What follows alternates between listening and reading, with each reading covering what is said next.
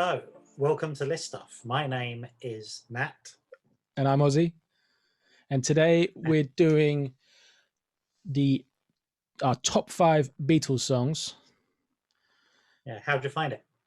Really hard. I could get it down to six just, and then I was stuck. And in the end, I dumped one of them. But I could have really done with a top 10 for this one. This is the first one we've done where I was like, this Mhm. this wants to be at least a top 10. I learned a lot about my Beatles song taste that I didn't think was the case. Yeah, I think there's a lot of it that makes me not like myself when I've been picking my choices. I feel I've discovered some stuff about myself that I don't like.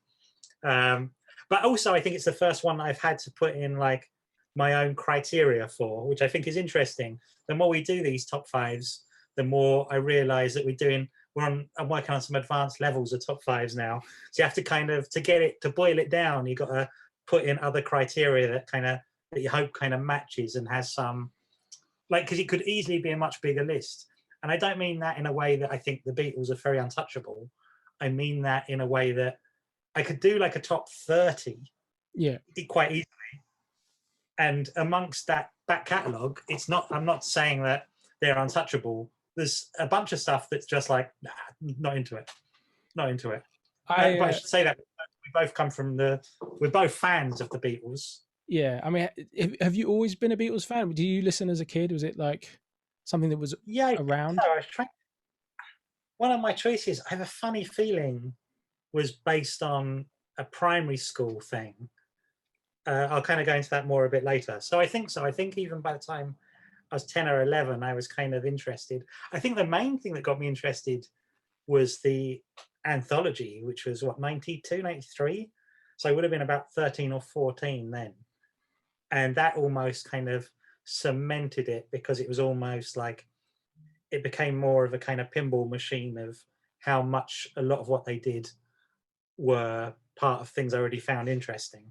And again, I'll kind of go into a bit more later aspects about them that I like that are kind of informed by them and their music, which is the other thing about them. I think a lot of what I like about them is sort of outside of music as well.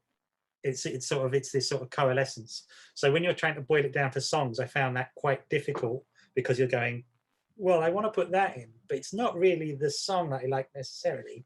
It's the kind of everything around that or what I get out of it. Right. So that's why I've had to introduce other criteria, which is it. Like I went from 30, but I couldn't then go make it 20. I just then out of the 30 had to go pick five from this and have a reason why you like those five. And so I've had to try and have a uniform reason that I can go, okay, on that criteria, I can have five from that. But I could almost have had a different five if I was judging it in some other way, maybe. Yeah, I understand that. I think if I'd done it as like which songs were most important to me throughout my life, it'd be very different because I got into the Beatles very young, 4 or 5. Mhm. Um, I grew up in a house where it was played a lot, and my aunt made me tapes. She'd tape of her records, and so you'd have like 2, maybe 3 albums on a tape, because those tapes were so long. And so mostly, and then some kind of compilation ones she'd made, and then I had Past Masters, the compilation of the singles, on cassette. I purchased cassette quite young, and then I got most of the albums on cassette. And I was really, I was most into the Beatles when I was like 8 years old. And for my birthday, my mum took me to Liverpool for a day trip. We were day trippers, and we got the train up to Liverpool, and then took the Beatles bus tour where you go around Penny Lane, Strawberry Fields, Ringo's childhood house, Paul's childhood house, John's childhood house, all the houses. And you get out, everyone gets out of the bus, takes photos, gets back on the bus. Of course, it was like pouring rain all day. It was miserable. You go to the cavern, all that kind of thing. I loved it. I was crazy about that. Was my thing. And then by the time I was at the age you're talking about, like 11 or something, I was like, NWA, Cypress Hill, Tribe Called Quest. I didn't want to hear about the Beatles, you know, hardcore and jungle. So then I didn't listen to the Beatles for a long time, and I knew it all so well that it was kind of not so enjoyable. And then, you know, later, probably in my 30s and stuff, or in my 20s, but just listening to them again, just creeping back in, and then now listening to them with my kids, and they've got a lot of kid-friendly songs. So, you They know, really do. And I think more so they're much more acceptable now. I think there was a time when I was growing up in the 80s when they were kind of seen as a bit naff or a bit passe. And I kind of think a lot of that kind of um, partly things like that Beatles anthology, which really kind of went back, and you see these documentaries, it seemed to give them a new lease of life. And just the fact that a lot of that kind of indie music was just obviously people doing Beatles, yeah, Lennon, McCartney songs, yeah, versions of it, and they kind of really reintroduced them to that era as like, oh right, yeah, they're the guys, they're the guys from before. absolutely. My number 5 is Eleanor Rigby from the album Revolver. It was a single, number one single, which is a weird song to be a number one single. You know, it's it's Paul. You know, I think with a bit of help from the others writing it, but With a music, little bit of help from his a little bit of help from his friends, or not friends, probably by that point. But friends. but you know, it's Paul writing and singing, but most of all, it's almost a duet between Paul and George Martin because it's such a produced record. You Yeah, know, it's one of the when people talk about what they could do in the studio and all this kind of thing, people are generally referring to the songs with lots of effects and, you know, funny tricks and all this stuff. Eleanor Rigby is just Paul and George Martin's string arrangements, you know, yeah, and yeah. I love George Martin, or at least I love George Martin with the Beatles. I've really struggled to get into his later stuff. You know, I think he did great work with soundtrack stuff, and then with the Beatles, and then because of his name, people would come to him to produce their record, and they were just awful bands. I don't know. Other people No, I know. love that I stuff. think that's a good point though. Like, I think a lot of it that's an element to them, which is one of the things I really like about them, which is that when they start using like bits of orchestra music and things, which is entirely George Martin, and also he's like often composing that stuff as well, and or like kind of putting that whole side. He's sort of the musical end of it almost outside of, you know, he's given the bare bones of a song, and it's like, right, I'm going to arrange this Absolutely. orchestra And that's what Eleanor Rigby is, you know, this staccato strings. There isn't really any other music on it. You know, that's the bulk of it. And that's unusual amongst the Beatles. So it's a very produced, very scored record, but without, you know, the kind of big effects and showy stuff. You know, lyrically, I think it's a fantastic song. And you know, this is the thing that's been really shocking to me about making this list is I'm kind of a Paul fan. I was a Paul fan when I was a kid. You know, as much as I love the group coming together, I've always been like, John's kind of a dickhead, you know, like, you know, and all the kind of John fans being like, Beatles is just John, Paul's rubbish, it's all John, John did all the good stuff, it's all John, John, John, John. And I've been like, nah, no, Paul does great music and, you know, this kind of thing. And I think it's when I was coming to make this I, list, I was just not getting a lot of Paul on my list. And I was like, so Eleanor Rigby is at least a big victory for Paul there. I know what you mean. I've had that too. I think that's kind of where it works. I think what I definitely like a lot of Paul solo, but there is something slightly magical about Paul in that era that you still get shades of in the kind of following decade. I think the difference is for me, I think John is brilliant in the Beatles, and I think when they go together as this sort of slightly, there's so many little bits of John, which I'll talk about as well, that I think I really like. But I think what I like about it in the Beatles is it's slightly softened by the others, or it's like an addition to the others, which really pays off in a kind of chalk and cheese way. Mm, That's really like, that's actually what he often makes a difference between something being quite trite or a bit kind of a bit too simple, and he brings something in that makes it a bit more interesting. Whereas I think the difference between him and Paul is I don't think I ever listened to solo John stuff to the point where I was really like, oh, maybe I should try again with some of the solo stuff because of how much I liked a lot of the kind of John compositions in this list. But I just don't, I really don't listen to solo John stuff at all and haven't for a long time. And maybe I need to be a bit more generous maybe with my listening to it. But I hadn't been. That's Revolt. Yeah, I mean, Eleanor Rigby feels like it could, like, in a way, I'm a bit like, straight away, I'm just like, yeah, I mean, that could have been on my list as well. But it just didn't make whatever weird criteria I'd put through. For a while, my criteria was going to be the ones that I found myself humming the next day. They were often kind of weird, interesting ones. Like, oh, I didn't think, that's a weird one to hum. But then I realized that's a ridiculous list because also so many of their songs are just catchy. Yeah. But you're bound to get it, and it doesn't actually mean that that's like, oh, that's brilliant.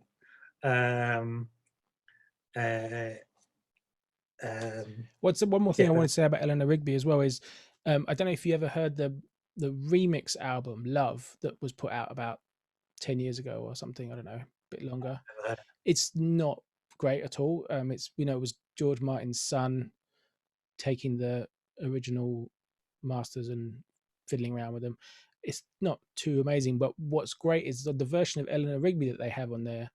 They have the isolated orchestral parts, and they just kind of loop that intro, or it's you can hear it all without any of the rest of the vocals, because there's quite a lot of vocal. There's a 3-part harmony over the whole thing, and they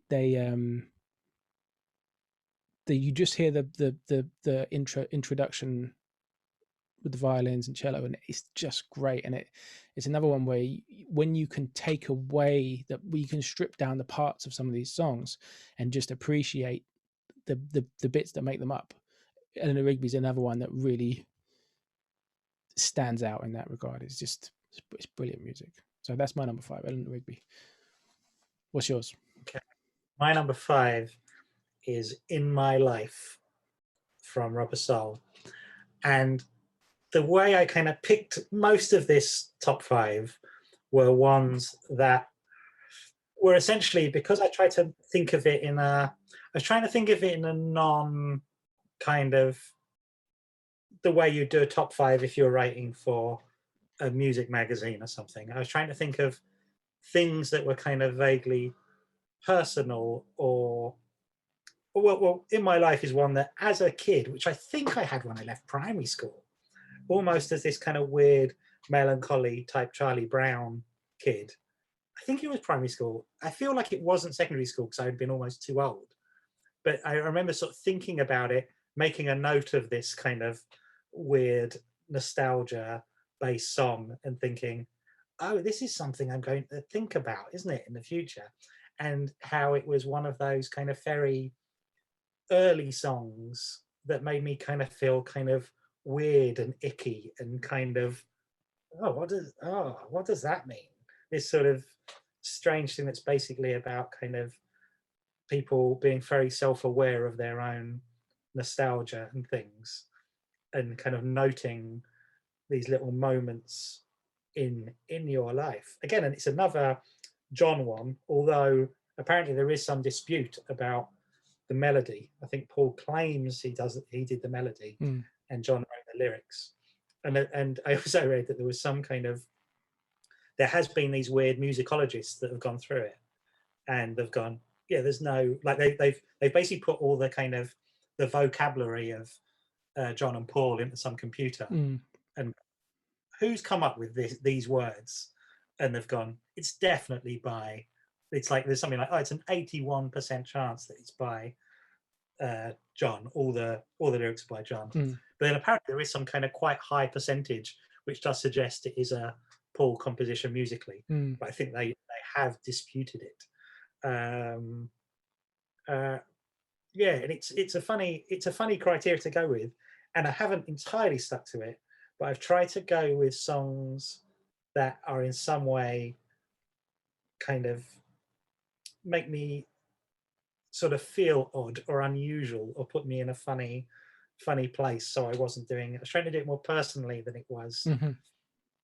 overly. But again, it isn't like it's a. I'm sure.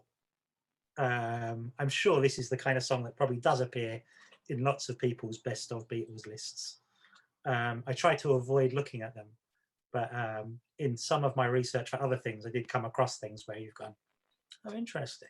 Like it's interesting to know what is considered good or bad. Yeah, and it And I think changes. It changes so much, you know. Like, what are the biggest? If you, I looked at what was the biggest Beatles songs on Spotify now, and it's not at all what you would say with the what I would say were the biggest Beatles songs, you know, because it's hit what's hitting with a different generation. And yeah, now in my life, I think is has quite a big stature as a song. I definitely had it on my shortlist, and there's quite a few kind of wistful songs to pick from, you know.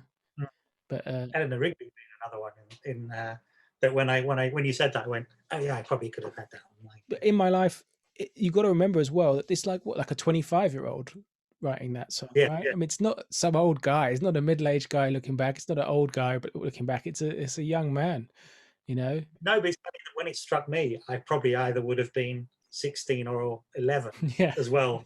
Like, oh man, where's it all gone? yeah. Um, yeah, no, I think that's what I tried to do, kind of being wistful and ones that kind of made me think a bit in an unusual way, things that kind of struck me as unusual or different from the others. My number four is a not very Beatlesy song off the White Album. It's "While My Guitar Gently Weeps" by George Harrison, and it's this is a weird one because I think this is just a great song. I think it's as recorded on the record, it's a great song. It's you go and listen to the demos and stuff of it, and it starts as this kind of folky sort of song that George has written, and I don't like that. When they record it on record, you know, they really make it hard. They make it hard rock, you know, and it is very sort of almost going into the 70s rock, which is not my thing, right? You know, Ringo smashes it. He had this amazing open hi-hat on it, which he loves doing, but it's very much slower on this. And I think Paul plays piano at the beginning of the track, and that's a fantastic, that the way the piano comes in the beginning. So they do end up contributing to it, you know, the others. But you know, it's got Eric Clapton playing guitar on it, and I hate Eric Clapton. You know, it's not my thing. Kind of guitar solos is not my thing, but that song's phenomenal, and I think it's phenomenal because he's a great writer, I think, and he's really good singer. I really like his singing, and I like his sort of tender singing on the track. And he's very tender on the track, but it's a hard rock kind of arrangement, right? And when it gets played live later, like at the Bangladesh concert, or you know, covered by Phil Collins or somebody, or you know, loads of people have covered it, I don't know, and they play it live, and they make the music bland 70s rock, right? And it's all about noodling on the guitar, and they bring the vocals up because it's live, so then they kind of do the vocals more punchy, and that loses the tenderness and they ruin it. So it, to me, it's like a great song as written and recorded originally, but it's kind of life as a song has turned it into this lame classic rock anthem that I don't think it is really. You know, it's a tender, disappointed song about how the 60s was disappointing in the end, and his bandmates were disappointingly unpleasant to each other, you know. And but it's made hard, especially by Ringo, and that's, yeah, I think it's a fantastic song. Had I done this list before, that was on my short list, and had I done it a week ago without listening to the albums again, I would not have put it on it. And I was so struck by it because I think in my mind, I don't like that song. I think it's a bit like a bit. I think in my head I had it as being, it's a bit lame. It's all right. It's a bit lame. It's all right. I like George. It's all right. I was absolutely blown away by it. I think that is the thing that I've heard again in the last week that I was really like, that's amazing. That's astonishing. And again, when I was like looking it up and being a bit, I thought I didn't really like this. I Mm, loved it. I thought it was so good. And um, and it sort of came kind of straight out of left field, and I really loved it, and it very nearly went in, and I thought, oh, I need some time to sit with that a bit more, mm, which is weird because out of my some of my other choices, it definitely fits in with everything I like about the Beatles, but for some reason, I kind of dismissed it, or I think it's just one of those ones where um, in my mind, I almost dismiss it because I think the title's silly, and I don't know. I just that I was really taken with it in a way that made me feel like I like this, don't I? Don't I like this? And I felt like I don't remember liking this as much as I did, as if it's like as if I've already had this conversation with myself. But that's one that I didn't realize that when I was kind of looking this up and going, um, what is it I like about this? It was, and when it was nearly on my list, I read something saying that that's one of the ones where people are like, oh yeah, I mean, it's one of the best Beatles. And you go, yeah, it is. It really is. Like, um, and it really kind of took me off guard. But it easily could have been on my list, and in the future maybe will be. I just sort of I don't know at what point it's what mood I've been in where it hasn't stuck with me because I was completely like in awe of it. I thought it was absolutely brilliant. well, I didn't like it as a kid. I mean, the White Album's, I don't know if anybody likes the White Album. I mean, you're very hard Mm, pressed to like all of the White Album. It's all over the shop, and I think it's sequenced terribly. You know, like the way songs flow into each other on some Beatles albums is pure genius. You know, and on the White Album, it's you don't make any sense of it. Especially if you listen on vinyl, you have got four sides. It's an incredibly frustrating album to listen to. Like, I don't think there's one side of that record which has two songs I like on it. Do you know what I mean? They're just spread out across the whole thing. And I don't know. I didn't like the song as a kid. Really, yeah, it didn't stand up for me. But now I don't know. It's about the music and stuff, but it's also singing. And to read about how George's emergence as a songwriter was kind of, you know, dampened by John and Paul. They didn't like it. You know, they didn't mind giving Ringo one song per album because everyone knew they were silly. You know, it's like that.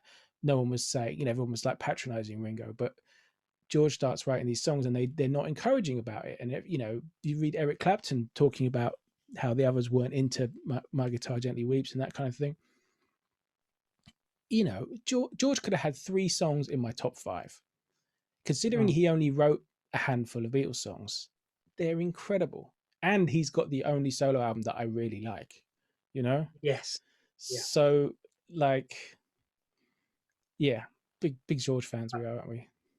My number four is another wistful one. It's She's Leaving Home, Ooh. which is a definite.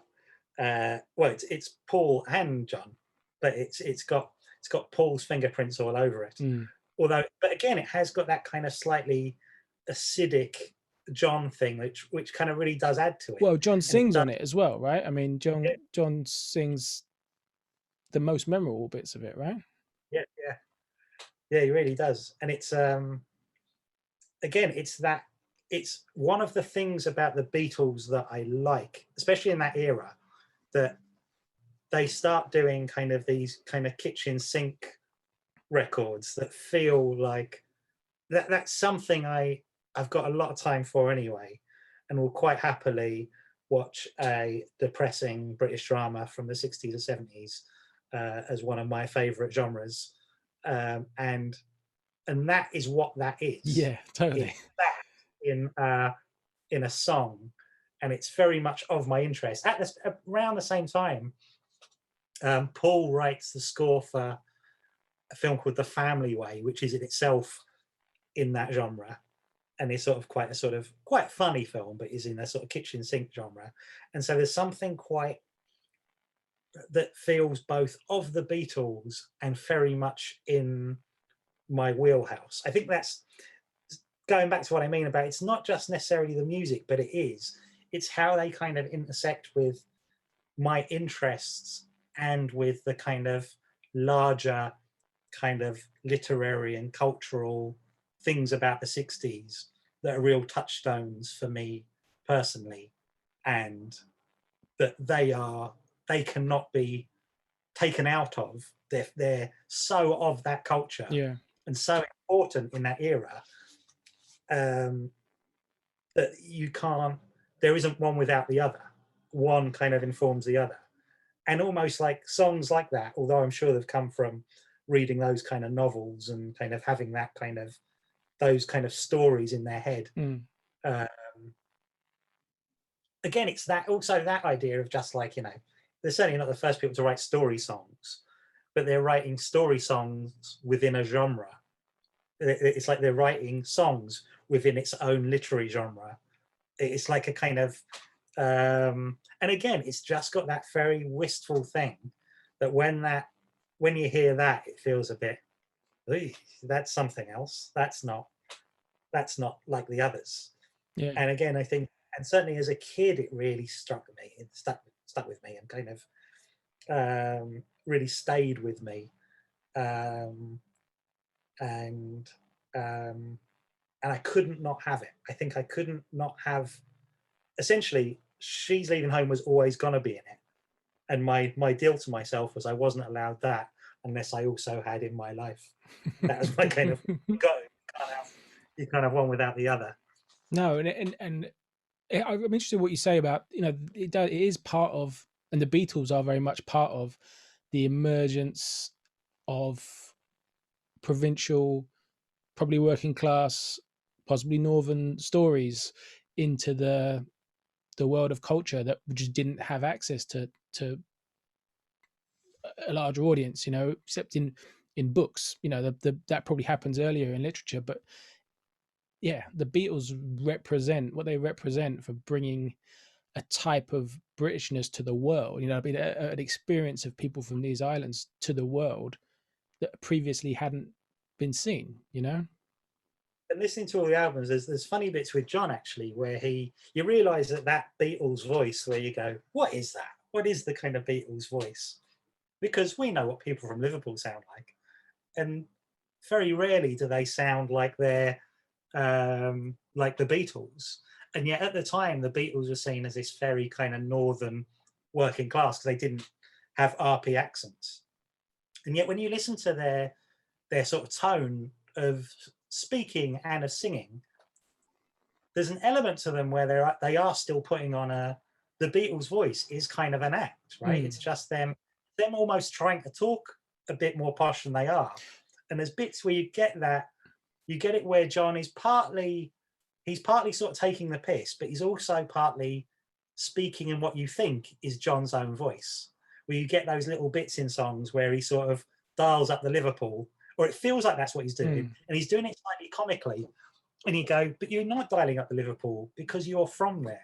Yeah. Do you know what I mean? It's that kind of, and you think, is that voice more authentically John's voice than the John we hear? I think if you listen to the early stuff, like with I don't know, like kind of when they're just doing kind of rock and roll covers, they are taking Americanisms and those kind of things and throwing them in there. And there's much more American accent on the first couple of albums, when they're aping their heroes and stuff, and then they find their own voice. But it's not their voice that they grew up with, it's their performing voice. It's the kind of characters they make. And obviously once they get this huge fame, they need to have some character to distance, to keep themselves back slightly.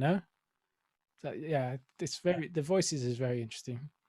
When you watch interviews, even more so in interviews than on record. Yeah, and yeah, when they're even trying to be quite posh, like the guy from the BBC's interviewing them in this very kind of sort of slightly demeaning way about these kind of like young oiks from Liverpool.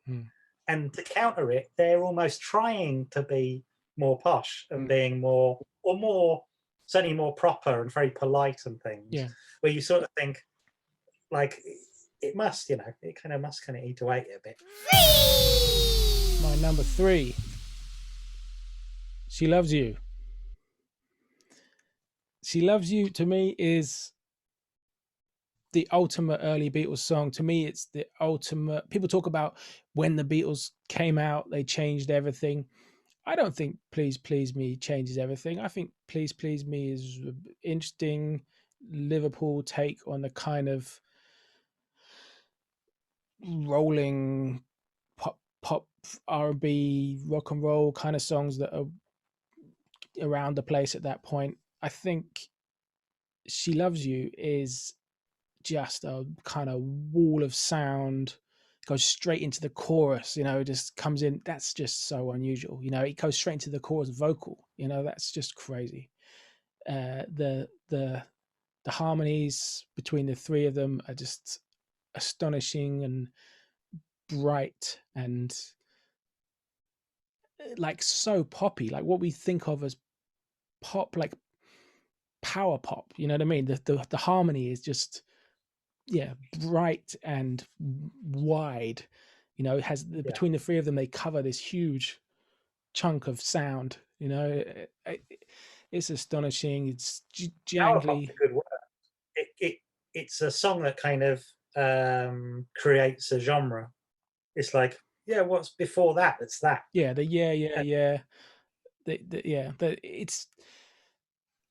it's their best-selling single in the UK.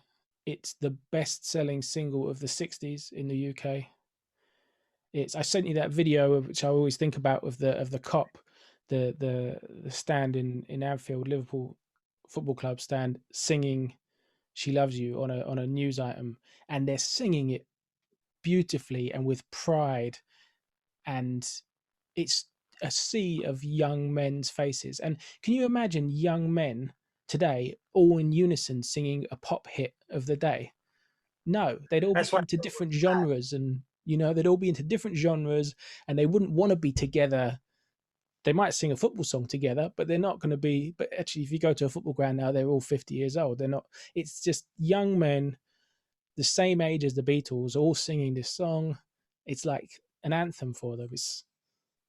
But that again, that's that song is mid-Atlantic, and it's designed, like, of course it appeals to Americans as well. Of course it does, because it kind of sounds American. But it's funny that when you sent me that clip, when you've got these kind of gang of kind of Liverpool supporters listening to it, and it's a bit where you go, and that can't be bad. It sounds like, oh, that sounds like a Scouse phrase. Yeah. And it's like, and you think, oh, maybe it always was a Scouse phrase, and yet you don't hear it in that way. That's and that can't be bad. That's another thing that's amazing. It's not just mid-Atlantic in the sound, but so if it sounds like anything, it sounds like the early Isley Brothers records, a Shout or a Twist and Shout, or something like that. But that's one of my favorite bands. But it's the way it's written is astonishing. I think it's the most proper Lennon and McCartney song. They both claim they worked on it together in the same room, and also because it's written from one friend to another. That's so unusual. It's a friend saying that girl's still into you. She loves you. I know you think, but she's into you. It's cool.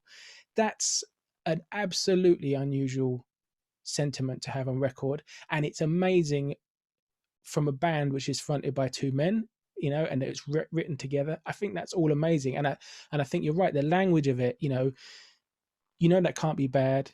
You should be glad. It's those are kinds of things that people say to each other in conversation, but you don't put them in a song like that. I think it's amazing. I think it should be my number one, but it's not my number one because I don't really want to listen to early 60s music of that sort all the time. But the massiveness of it to me is I like a lot of music before 1963. But I don't think I like any British music before 1963. A couple of Lonnie Donegan songs are a measly contribution to classical music. some scores, some film scores. That's it, you know, a couple of random singles, but it's just world changing for this country, at least. I think if you think of them on Ed Sullivan doing that and what that means to Americans, I think one of the things that people really responded to is one that, which is the other Beatles thing that I think that really comes across in that whole record and that appearance, is that idea that they've got a group who are like a gang and they're sort of mates and they're all one unit. They've got this uniform haircut. And I think one of the things that people say, kind of people when you, I'm always interested what the girls kind of scream at. And one of the things that's they scream at the kind of the ooh bit. And one of the things that someone pointed out that said, oh, I think one of the things they're screaming at is because it was the first time that that generation of girls had seen hair move. And you go, oh yeah. And you think it's that kind of, they look so different. And they've almost got almost kind of caveman monk hair. And that you've got these boys that are slightly, I guess to that generation, slightly feminized as well.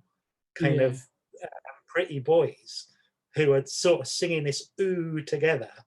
And that actually it's kind of course, Yeah, if you're a 13-year-old girl, that's like you see nothing like it, and your big sister is probably going, what?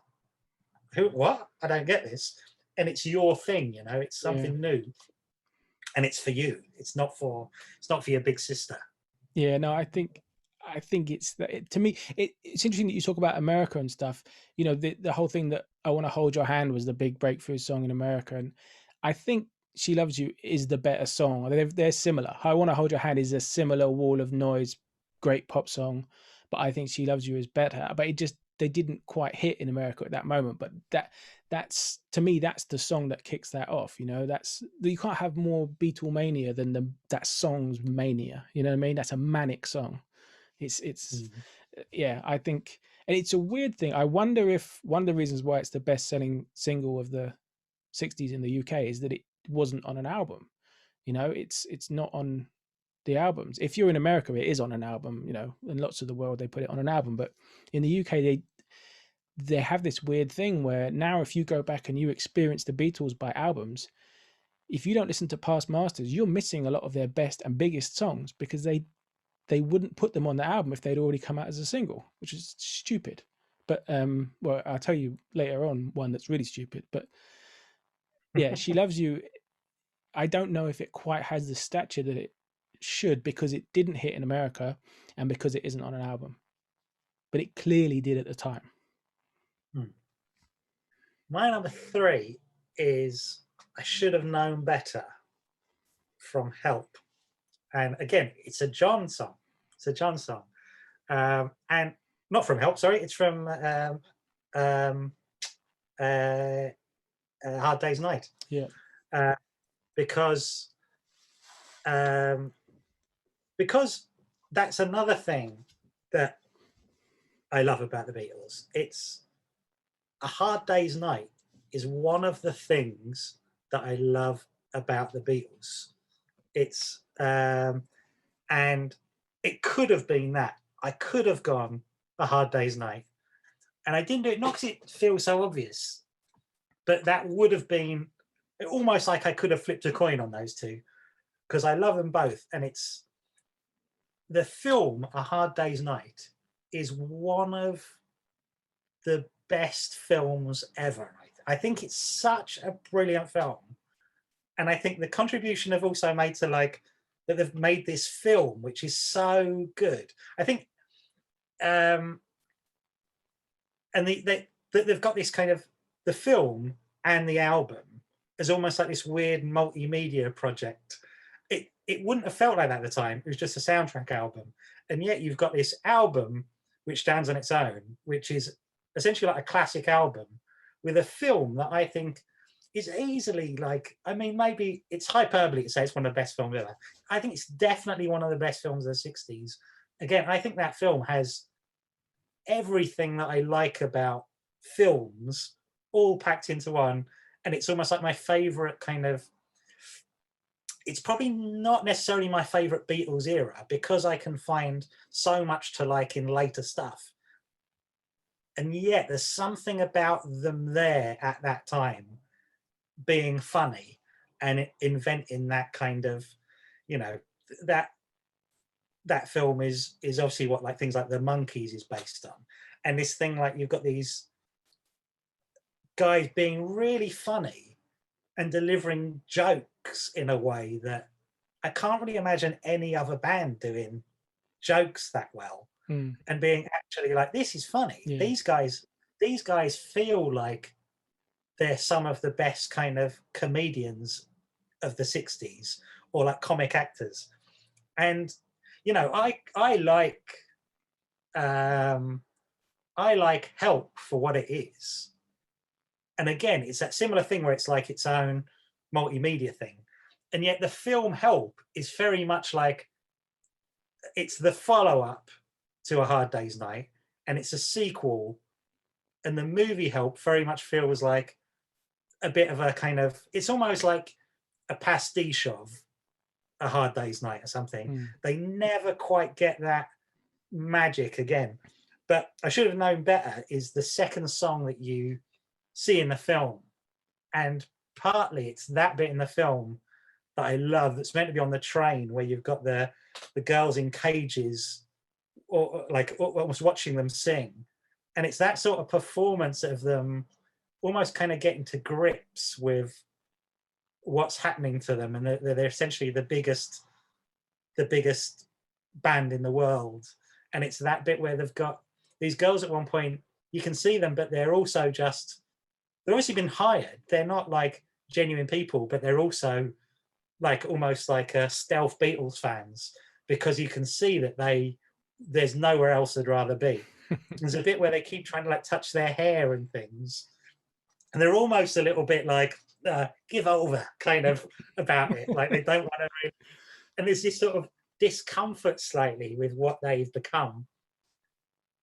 And I just think when that moment in the film, it kind of happens at that point where, and I guess like all good film musicals as well, has that point where it does it. You have A Hard Day's Night. It's an amazing start with an amazing set piece. And then you have the scene on the train with Wilfred Bramble as Paul's granddad. Is he or isn't he? And then it's that point where you go, it feels like you want to go, and now a song. And the song you get, I think, is such a great song, which is like a song which is as good as the title track. And I think when it comes in, when it does, it really sets you up to go, like, it's always at the point of that film where I go, God, I love this film. It's that almost that every time I rewatch it, that's the moment of the film where I go, oh, I love it. And it just really settles me into it. I haven't watched the film in such a long time. I need to rewatch it. I'm gonna have to get a borrow off you. That's my favorite song on the album and the film, whatever. I think it's a fantastic song. I had it on my shortlist. It's brilliant. It's not a manic song. It's kind of measured in comparison to She Loves You or something, or even A Hard Day's Night, you know. But it's got that beautiful John vocal to start, you know, and it just, yeah, it's quite brilliant. It's another one. It's got 2 or 3 great melodies in it. You know what I mean? Like the bridge, the chorus. They were just so full of great melodies at that point that they were like, yeah, we chuck 3 in one song. You know, we'll switch it up completely here, and we'll throw in something else that's just as catchy. You know, and yeah, also it's one of the ones with harmonica on, isn't it? Yeah, it's pretty much fully harmonic. But I mean, that's an important thing of the early Beatles is the harmonica, especially in the live show and stuff. And you know, obviously, it doesn't play any part in the later records. And I think as much as 4 out of 5 of mine are relatively late, they wouldn't have been making those experimental records in the studio if they hadn't been the biggest band in the world and had that Beatlemania success at the beginning. They had license and the money to experiment and do what they wanted, you know? Like I read a thing which was saying something that the first album was recorded in 10 hours of studio time, you know? And some of those more experimental songs later took 30, 40 hours of studio time to do one song.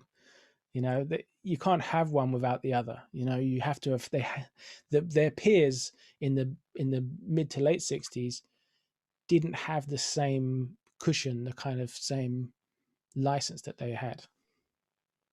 Um, yeah, like very much that. I wanted my list to be a full breadth of what I liked about them, and I've sort of failed to do it because there's just too many Five's kind of pull at me. five's I too can't. few. Five is too few. But, Too few. and it's also just a kind of a point to say how much I love that era of them, and what they were kind of producing around that time. And it's certainly not lesser than anything. It's like this is them at the kind of top of their game, really, and the kind of stuff that they're putting out of that in that period is great. And there's lots of people, and again, not all of it's brilliant. But again, they sort of set off this. I like a lot of that music, which is that are people doing kind of Beatles rip-offs, and I quite like those kind of compilations you get, which are bands that never even had albums that might have released a single, which is basically them doing a Beatles knockoff from around this time.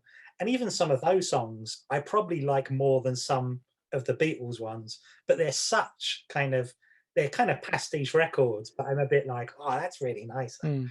And I really like that era and that kind of sound, that I will quite happily try and get hold of compilations of those one-hit wonder bands that were kind of doing or trying to do something that's like even half as good as I Should Have Known Better. You know? My number 2 is Tomorrow Never Knows from, where's Revolver? Let's dig out Revolver again.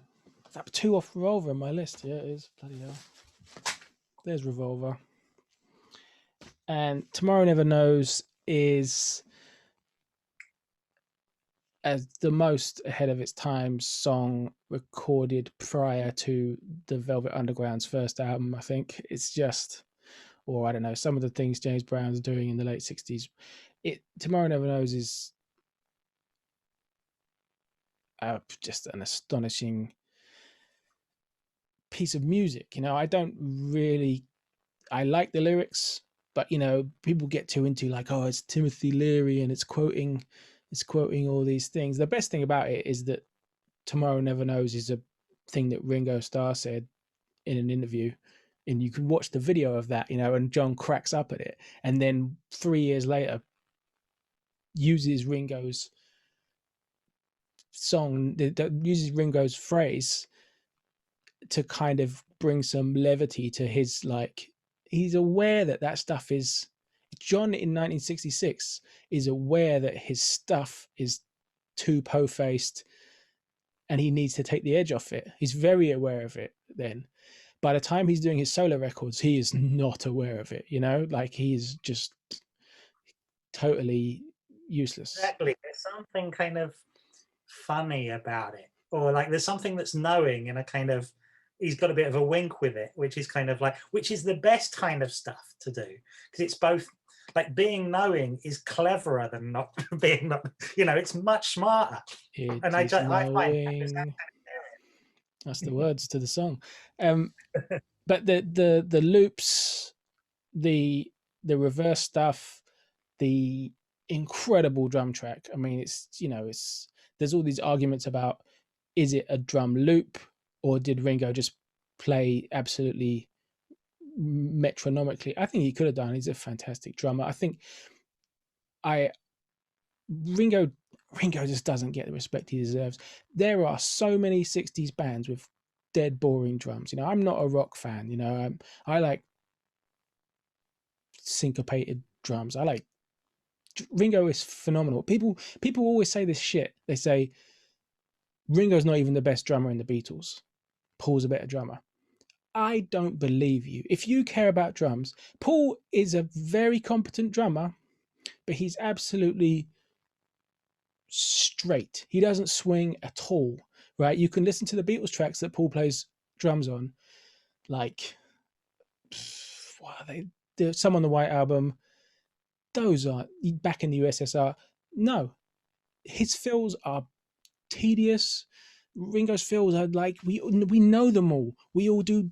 When they come on, we mime them out. You know, they frame part of the track. They contribute an awful lot.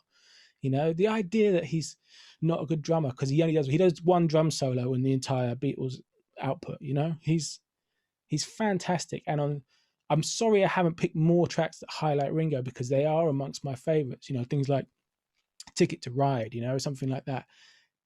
He's fantastic, and his drumming on Tomorrow Never Knows is just huge and really fits with the crazy cacophony of the music.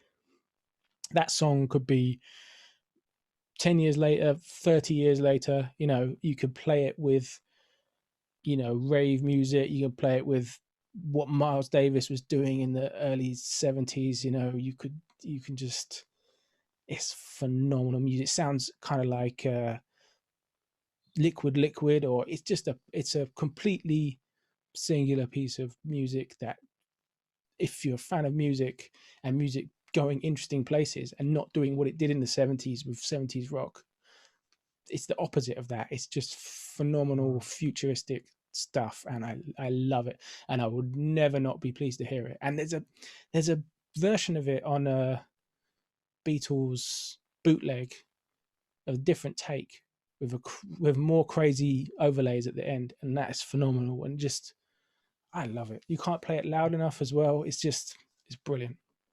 Absolutely love it. I think that's very, all that is spot on. I think it's very true about kind of rock music in the 70s. It kind of got harder, and it also has less, like, it's just not interesting. And I've probably got more of an appetite for it than you do, but there's so much of it like that isn't interesting, and it's sort of boring in a kind of, it's not even really muso-y. Muso-y is almost being an insult to musos. It's more like it's something, it's slightly more childish or something. It's a bit more like sort of sixth formy, I guess, is the way where it sort of, it can kind of become its own sort of self-referential in a kind of like, this is good music, isn't it? Because it's more obvious, or it's more kind of, it's not. It doesn't need to be anyway. It's like saying it doesn't need to be any more of this. We can just have this canon of rock music, and this can be it. And it doesn't need to. We don't need to add those overdubs in. We don't need to do these tape loops. Leave that to some other genre. Leave that to some other genre. We'll just do this. You know, we'll make everything sound like back in the USSR. You know, and that will be enough. You know, don't get me wrong. There's some great rock records in the 70s, but if you listen to what rock and roll or rock musicians were doing from 65 to 69, and you said, what do you think is going to happen next? You'd go, wow, it's going to be amazing. 70 to 75 is going to be amazing. It's not. It doesn't fulfill the promise that it showed. And the Beatles don't, you know, like, it's not just the whole genre. It's the Beatles don't, you know. Ugh. I think it's cocaine. I think cocaine is the problem. Maybe it is. That might explain it. Time-wise, if we do the timeline of it, it does make sense.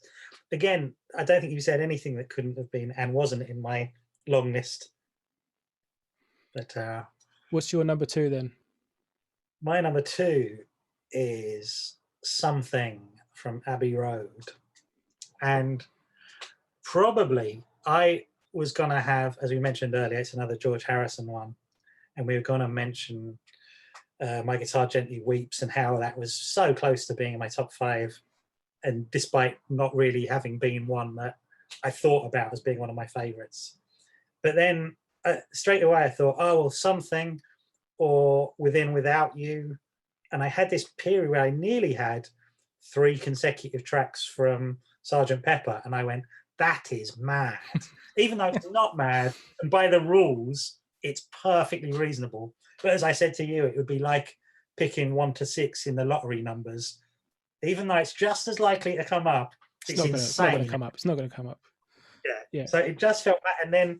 But then it did give me the opportunity to go, well, that means I can definitely have Something then.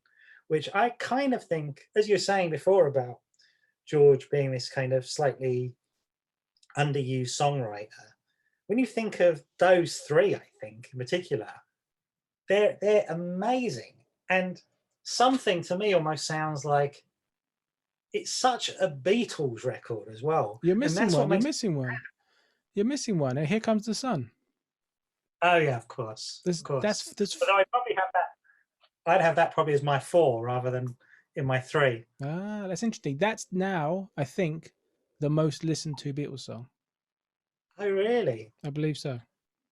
But like it's crazy. I find it like it makes me sad when I was thinking about it because it's almost that George in a way is almost like he's almost more of a Beatle than John and Paul is. And I think something is such a kind of like it so fits into that canon, as do like I don't know, there's such to me it just feels like it's such a Beatles record by someone who is so underused as a songwriter.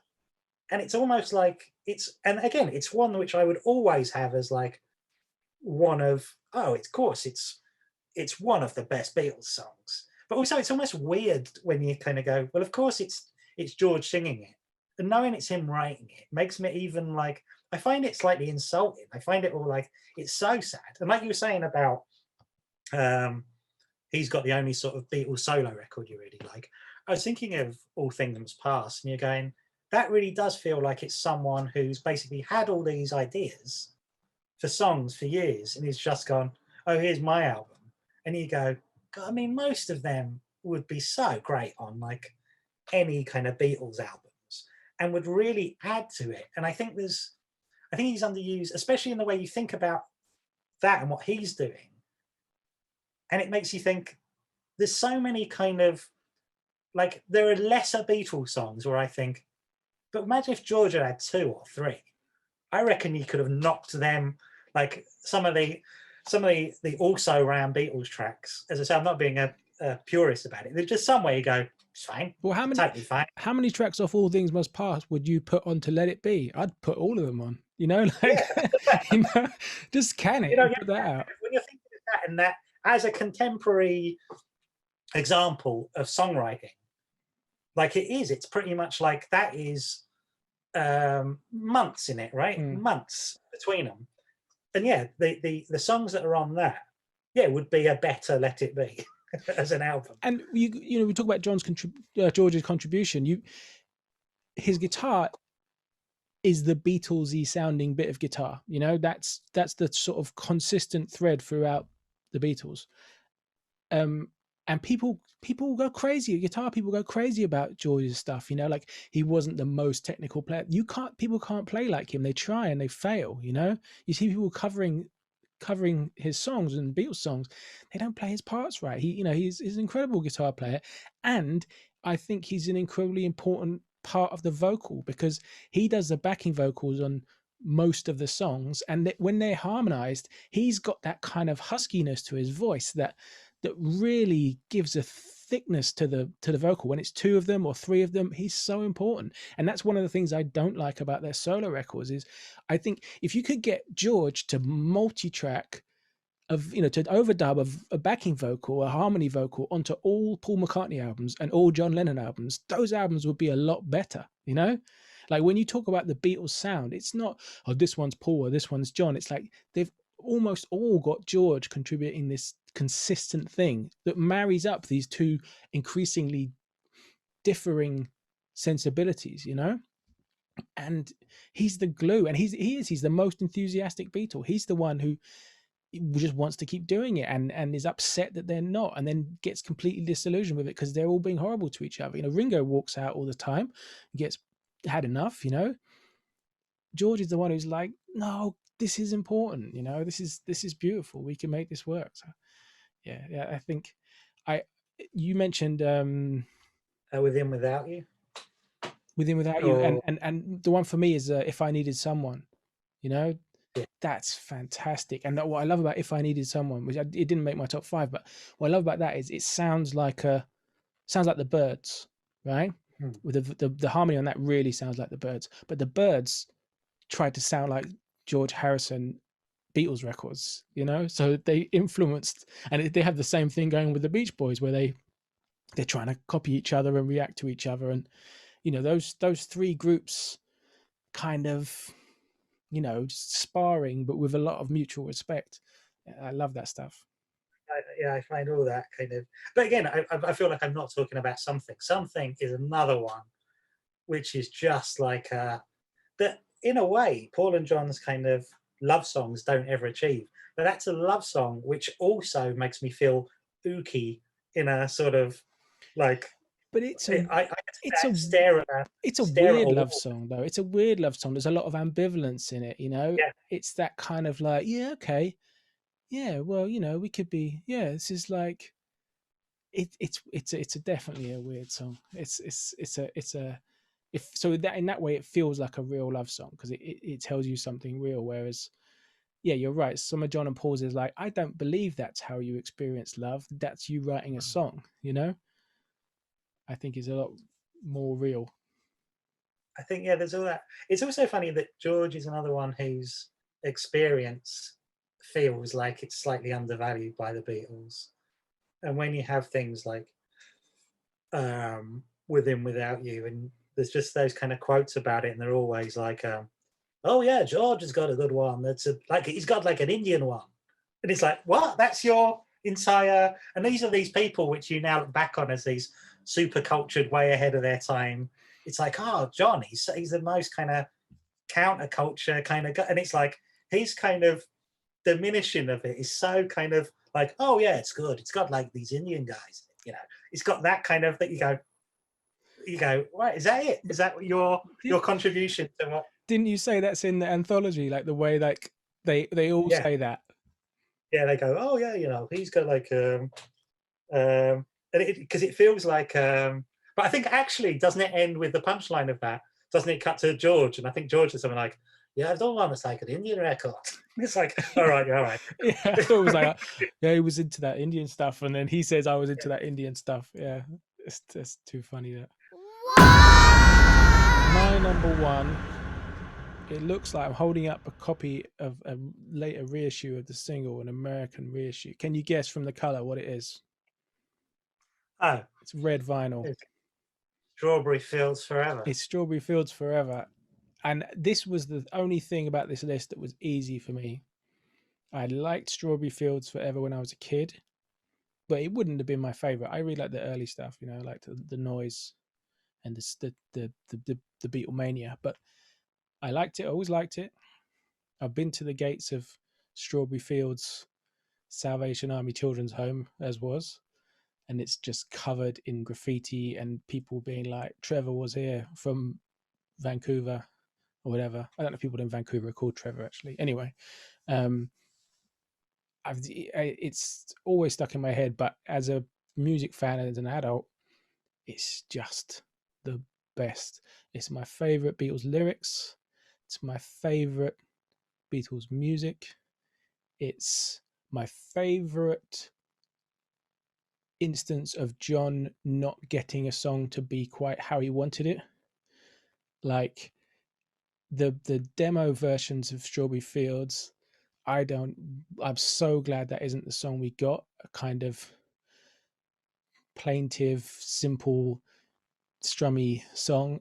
It's the most phenomenal production. You got to give props to George Martin again. He's just does the business. He even had to meld two takes of it that they couldn't decide between in a way that was impossible, and he managed to do that.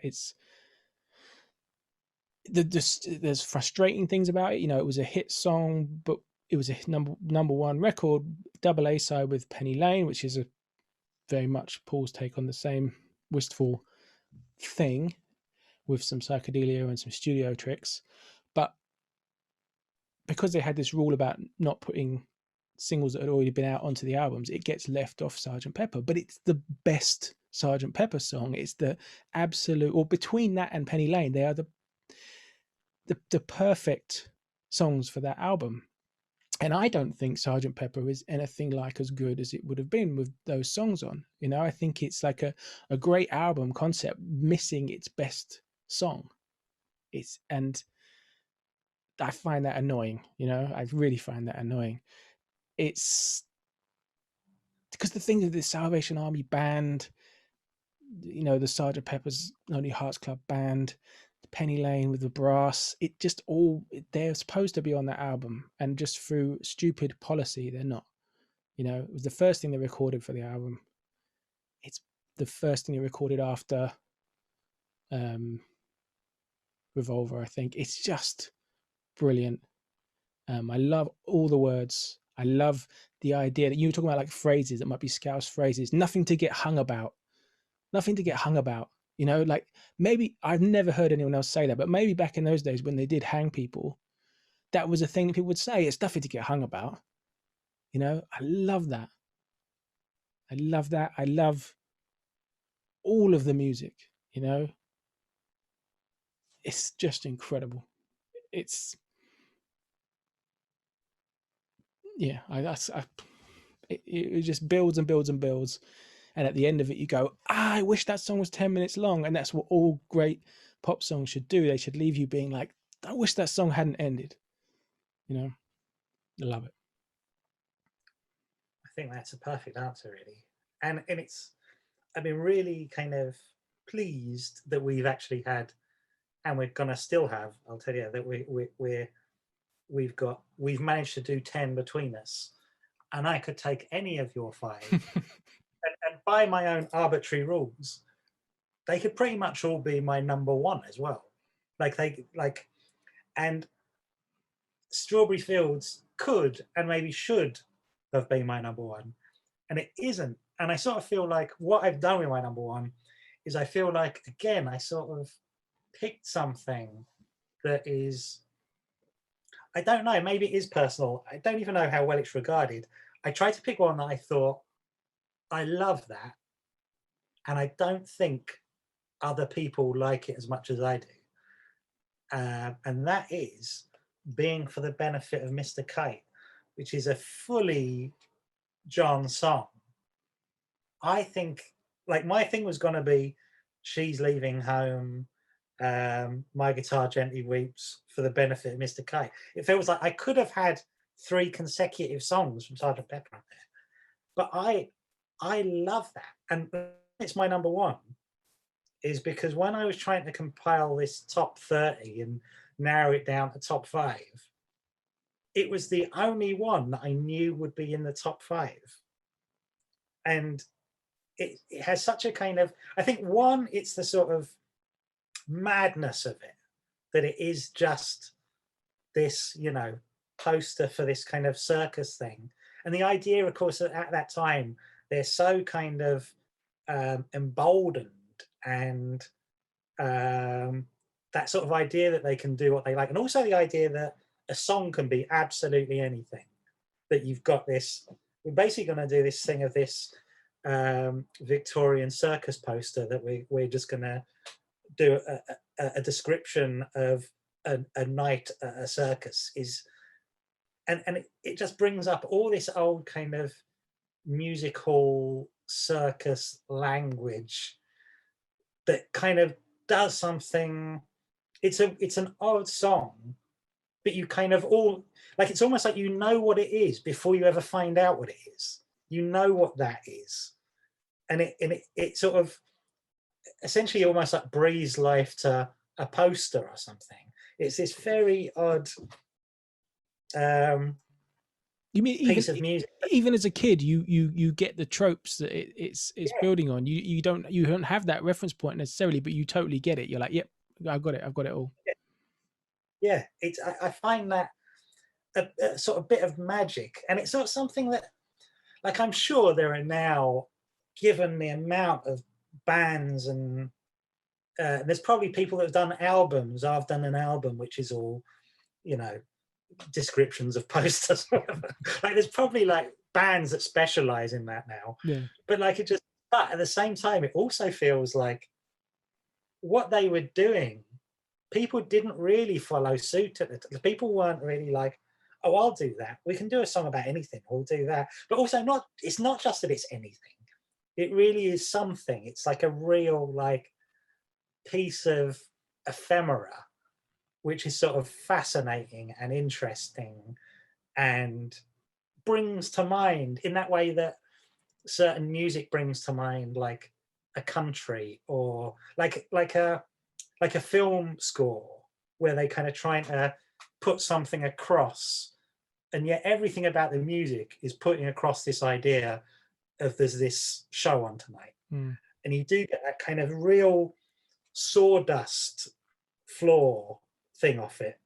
And it's a piece of music describing various acts that are performing in this circus. I find it, I don't know, it was always going to be in my top five.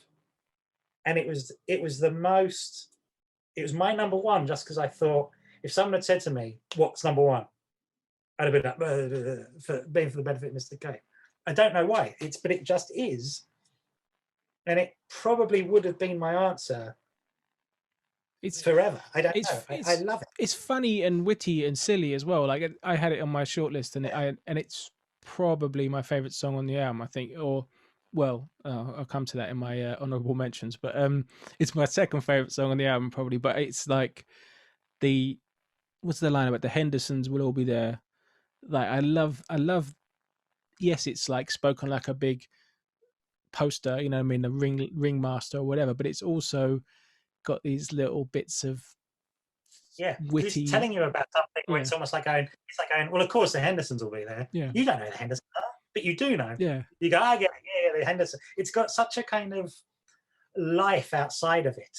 You've got like, but again, it's like those story songs, like She's Leaving Home or something. You totally believe there's like a backstory to it. It doesn't exist in its own little, but it's like this, 3 minutes which are suddenly, there's a whole backstory going forward and backwards. It's like three-dimensional, like, and it's pop music describing something that's one-dimensional.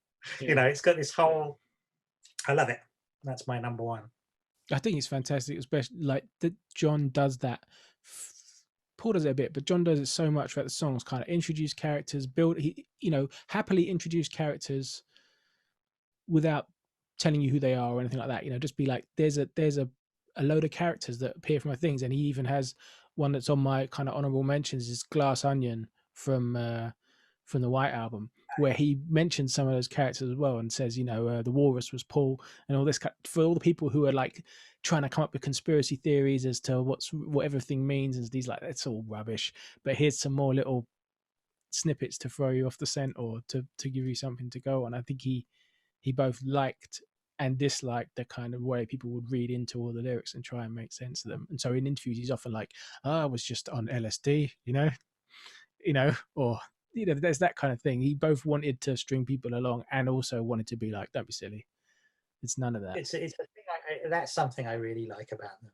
That feels kind of, that makes it seem like there is more to them being kind of albums on songs. What I really like, songs that reference their other songs within them, I find really satisfying. As if it's like, with the Beatles. Yeah. It's like, of course, like, it's that they exist in their own world, which I find like, as the albums are coming out, it's not like they don't exist in a vacuum. It's like, it's us. We're the Beatles from before. Us. I really find that satisfying, and knowing sort of self-awareness of them, I think it's very satisfying to listen to. And just adds something that seems quite witty. Again, I think Glass Onion's a really good example, because it's partly a sort of Mickey take of that as well, of being kind of like, it's, we're just doing this. It's like, but again, because it's knowing, it's fun. Yeah. It's not poke-faced at all, which is exactly what we're saying about John. It's got this sort of, it's clever in the best way you can be clever. It's clever having a bit of a wink. It's not saying I'm clever. Yeah. It's like fun. Yeah. I think you're right. It's really cool that we got 5 with no crossover of each other, but I thought we would, because when I was doing it, I was like, this short list is so long. It's a long list. The chances of us crossing over are pretty slim, and we do have different music tastes. I mean, this is something where we coincide, is the Beatles, but there is a theme running through them where it's like an early one, a George one, kind of, there's definitely, we've got could have had more from around that time. I kind of would have liked to have showed up better. An honourable mention I mentioned is that I nearly had, instead of I Should Have Known Better, was The Night Before I nearly had from Help as well, Oh which I yeah. really, really Well, like. I was really surprised going through the list how much, help songs were kind of making up my shortlist. Because I don't think, where's my copy of Help? My copy of Help's funny because I drew the cover for it. I think I've seen Yeah, yeah. it. My copy of Help is I didn't have a sleeve for it, so it's actually a copy of 22 PA the Worldwide by DJ DMD, which rap fans will know is great. It's got 25 lighters on my dresser on it. I've got 2 copies of that, so I used the sleeve to be the cover of Help, and I just drew it with marker pen. So bespoke one-off art there.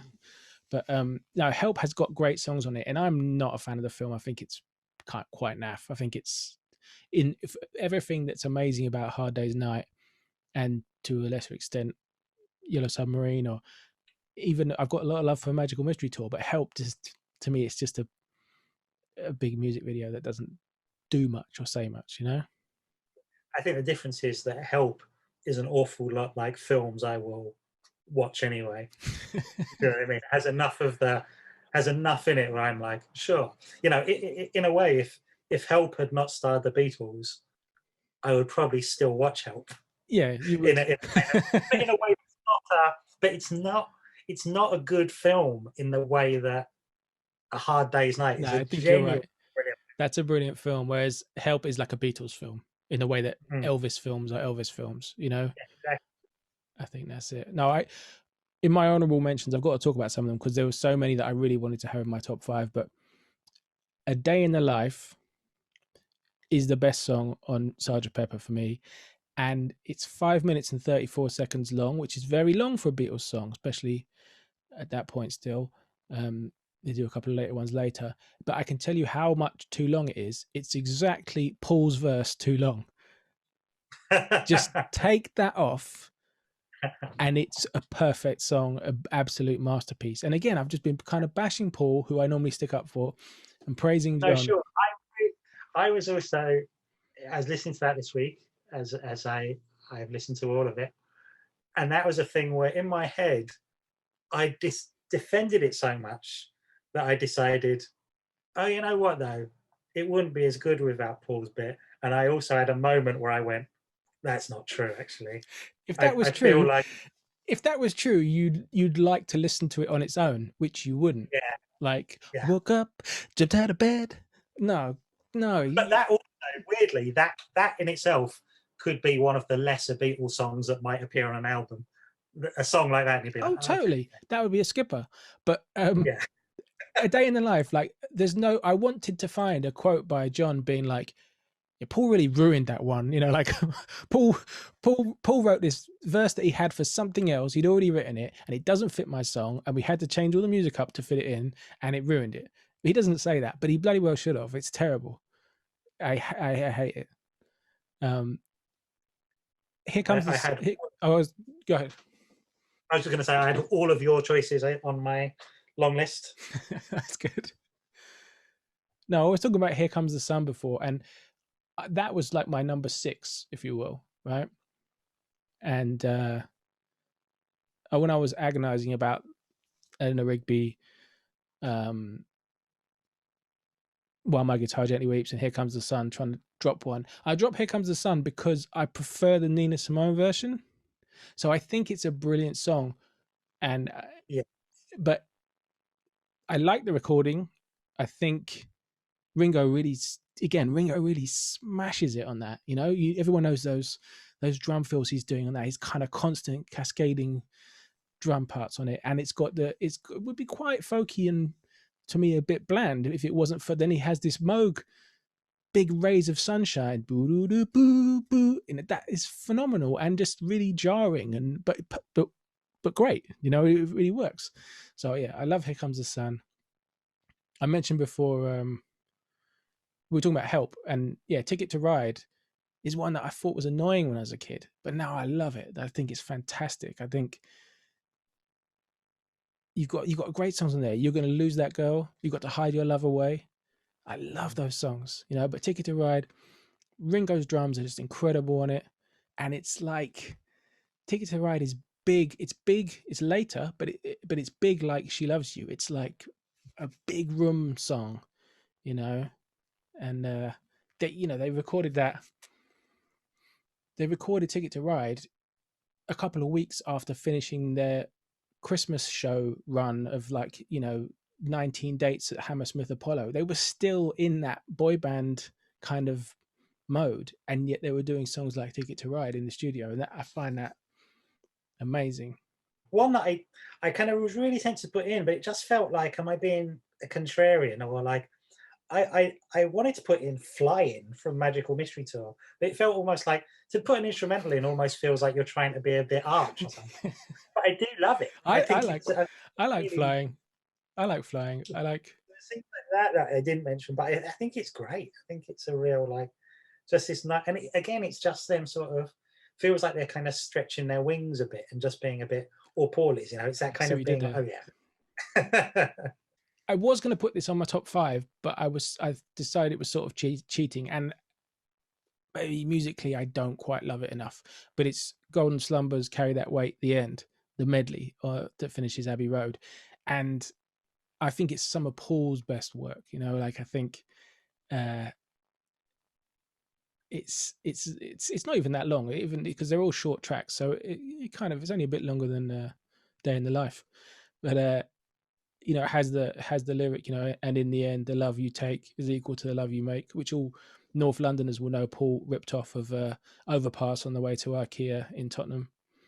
Um, but yeah, I love that because it has the kind of dueling solos between the three of them, you know, John, Paul, and George on the end. And I think Golden Summers is great, although he kind of, that growly vocal isn't that great. But yeah, I think it's just a really audacious way to finish the album, and some of the audacious things they're doing around that time, like All You Need Is Love and stuff. Just, well, so yeah, I think it's great. I've got another one, which this is a deep cut, I think, from Beatles for Sale. Not an album that gets a lot of love. It's written by Paul, but John sings it. It's Every Little Thing. You know that one? I can't Yes. sing it.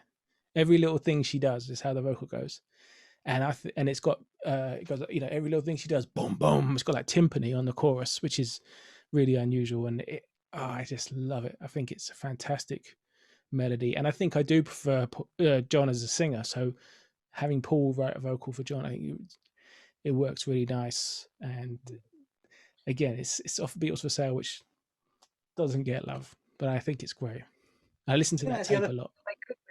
They could be four different bands as well over the span of. They could be like just sort of smashed. It just feels like, in a way, the early stuff I love, and I love a lot of that. I mean, I really love their version of Twist and Shout. I think it's brilliant.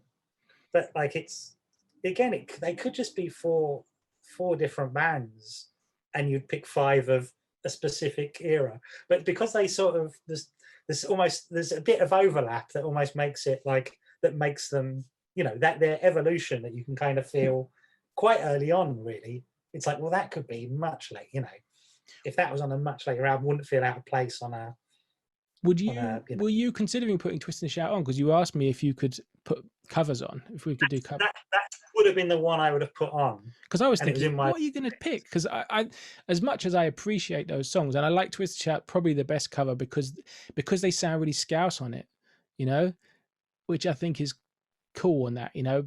But all of the cover songs they cover, the originals are better. So that's why I wouldn't pick any of them. You know, like Money is better.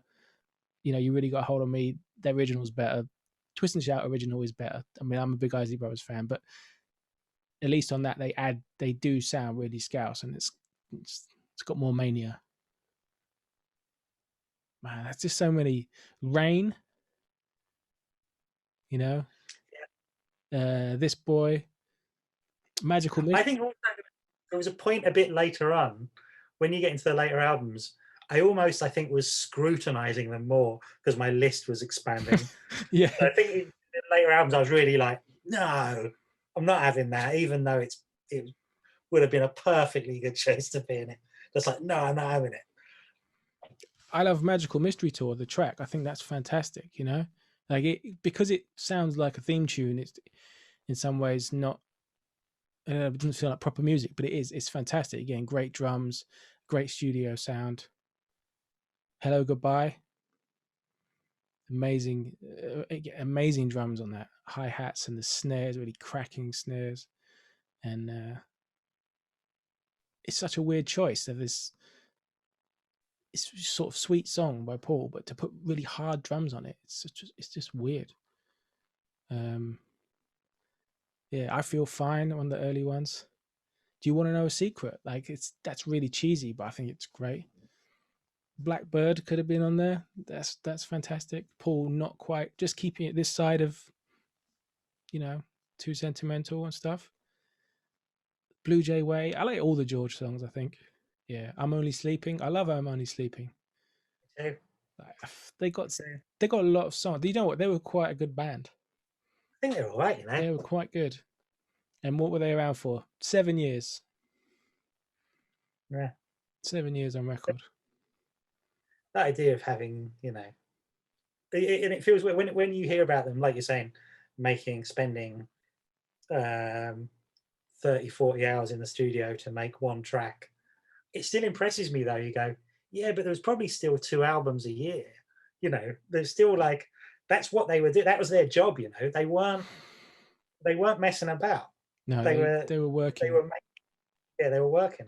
And that's now, I mean, it's a lot of it's about marketing and the way they don't want to market 2 albums in 1 year from you. Your record label doesn't want to market multiple albums in a year now, right? And they haven't for a long time. But if I've got a favorite band now, I can expect them to put an album out, what, every 3 years, maybe? You know, something like Mm. that. Well, the Beatles would have recorded 3 albums that way, you know, like they they wouldn't they wouldn't have had this kind of huge body of work that they leave behind, and that's true of everybody working in the '60s. You know, like John Coltrane only records as a leader for like 7 or 8 years, maybe 9, but he records. He puts out 30 albums or something. James Brown does all his best work in about 10 years, maybe 12 years, and puts out about 50 albums. The way people were working and being in the studio, and they were touring way more. You can read on the Beatles website about all the gigs they were doing, and they're recording these albums and they're doing these huge tours, at least, for the first half of it. It's astonishing. They played 16 nights in Finsbury Park, in a row. They were just busy, hardworking. And they're after a couple of albums, they're super rich guys. I think after 5 albums or something they are, and then they're still doing this seriously hard work. I like that about them, though. I like the idea of them. I like the idea that becomes, even in the kind of post-touring years, I really like that it's a job. And I think that's a real, quite a really good aspiration for musicians to have, to think of it like, oh, but that does free you. Like if you're, and kind of almost like how many bands since have had that luxury to go, oh, your job is to make records, and so you got to go in and go. And of course, like it's almost like, I think part of that experimentation and why it's so good is because I guess they're perhaps aware of having a responsibility to just being allowed to do that, which I guess probably again comes from being working class people who feel like they're told, oh, your job is now to make records. And so they've gone, right, okay. And they've got this sort of responsibility to put something out, which is sort of worthwhile. And it isn't like bang another one out. It's like, right, well, our job is now recorded music. We're not a live band now. We're recording something. I think this is a really important thing about music as well, and class and how they intersect, and not just music, but all of the arts. This thing where it has to be viable to make money from these things, because if you can't spend your day working on the thing that you do, it's a hobby.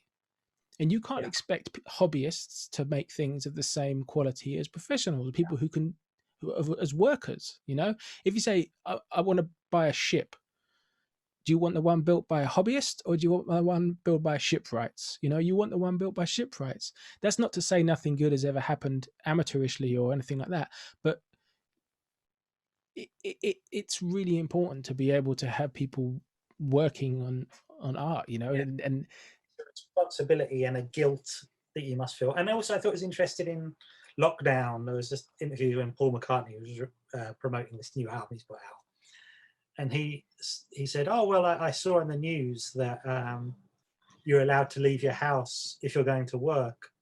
And so he went, "Oh right, well I can go to the studio then."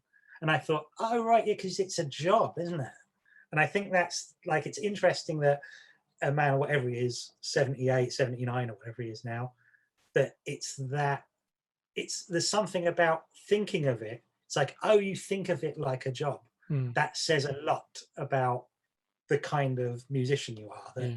my job is to make records and to perform music. Did you get people who say it should all just be, all this art, music, whatever, should just be done for the love with no consideration of money, should just be done for the love? And what you end up with then is you can only make music if you are independently wealthy, if you have another source of income, if you have parents to fall back on, if you have a free house to stay in, if you have free studio time, if your friend has all the equipment. You know, most of the best music was made by people who were, the vast majority of the best music was made by people who were paid to do it, to dedicate their time to it, and it was a viable career and a thing they could keep doing, and they keep doing it. Even, you know, yeah, Paul McCartney keeps making music. He's richer than the Queen. I mean, he's, you know, he's crazy rich. He's not richer than the Queen, but he's richer than Queen. And you know, he's crazy rich. He still gets up and making his records. No one really cares about them mostly. Every 10 years someone pays attention, but he's that's what he does. I rate that. Yeah, I think that's the point. It's not, yeah, again, it doesn't matter if he's just making Paul McCartney albums now, but I think it made me rethink it in a way that you go, of course, and that is that responsibility, and of course, that's your job. That's what I kept thinking. Well, I've loved thinking about the Beatles in this way and giving us this challenge to do and talking about them. It's great fun. It was a challenge, and it's been interesting. This has probably been the first one, as I said before, that where I've had to analyze the whole concept of the top five. We've only just started this really, and already they're getting almost meta in their in what a top five is and means. I think I'm glad that you didn't have any real clangers on there. Like you could have had Michelle or something, and I'd be like, no, that's terrible. Like, you know, there are some Beatles songs that I really hate. Yeah, there was a few this listen that I've never really warmed to. That I was kind of like, it's all right, it's not bad. Lovely Rita was made me chuckle in a way that I often find it quite cringy. Yeah, no, I'm still finding that cringy. But yeah, I mean, the time does change all these things as well, you know? It changes them. If anybody's listening and wants to tell us that we're wrong, that's cool. Tell us we're wrong. Tell us what your five would be.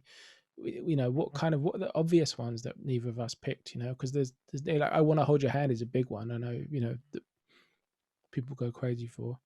Leave a comment on the social media or on YouTube or something and slate us off, you know. Tell us how Paul's rubbish. That's what everybody always does. Just say Paul's rubbish. Or Ringo can't play the drums. I'll fight you on that one. Yeah, we'll do something different next time, which isn't so hard. Yeah, let's hope. And it was work. It was like it was work, but we weren't getting paid. No. Spent a lot of time. Spent a lot of my week on this. Yeah, it's a good job their songs are quite short, because otherwise listening to all of them again, and some of them a lot of times, would have taken a long time. But it's been very pleasurable. It's been a great hearing your top five, and I've agreed wholeheartedly. Right, we'll sign out. See you next time. Goodbye. Thanks a lot.